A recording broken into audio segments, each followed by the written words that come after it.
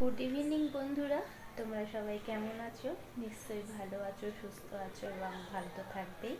Welcome to my channel Mantoux daily ব্লগে।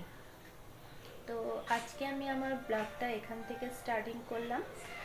আর এখন starting করার কারণটা তোমাদেরকে বলে দিই। আজকে আমি ওম সোমনাথ ঘুরতে যাচ্ছি। তো কোথায় ঘুরতে যাচ্ছি? দীঘাতে। আর দীঘা ঘুরতে যাচ্ছি আমরা কিন্তু তিনজন না, সোমনাথ যেখানে কাজ করে অফিসের কালিগস যারা আছে তারা, তাদের ফ্যামিলি, মানে সবাই মিলে একত্রিত হয়ে একসাথে আমরা সবাই পিকনিকে যাব দীঘাতে। তো দীঘা যাওয়ার জন্য অবশ্যই এটা যে 5 দিনের 4 দিনের ট্যুর একদমই তা না, এটা হচ্ছে নাইট টু নাইট। আজকে যাব, কালকে সকালে পৌঁছবো, আবার কালকে সন্ধ্যার সময় ওখান থেকে আবার রিটার্ন ব্যাক করব, রাতের বেলার মধ্যে বাড়িতে চলে আসবো। তো দীঘায় যাওয়ার জন্য তো অল্প স্বল্প কিছু তো ব্যাগ গোছগাছ করতেই হয়। তা কী কী গোছালাম তোমাদেরকে সেগুলো আমি দেখিয়ে দিই।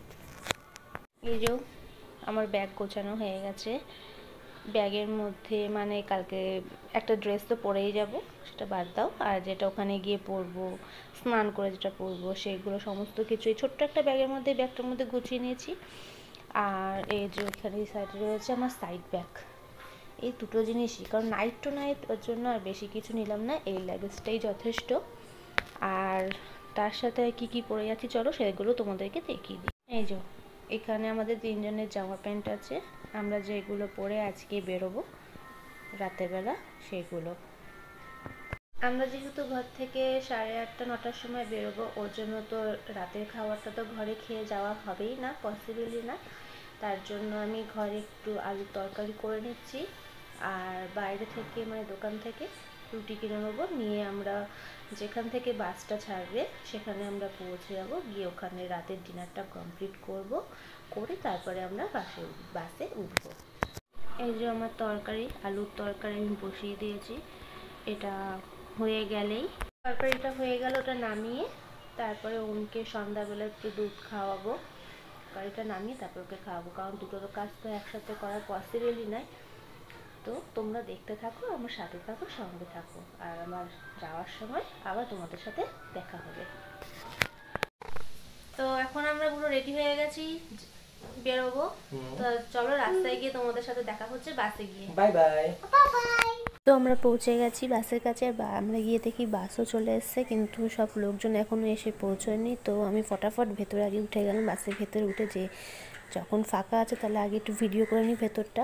তো বাসের সিটগুলো খুবই সুন্দর, বেশ আরাম আছে, মানে ভালোভাবে ফ্লেক্সিবলভাবে ভালোভাবে বসে যাওয়া যাবে।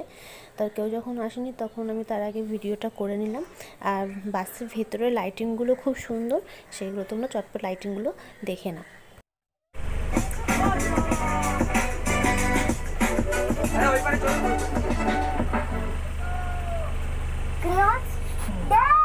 For last minute school needs, India's last minute app.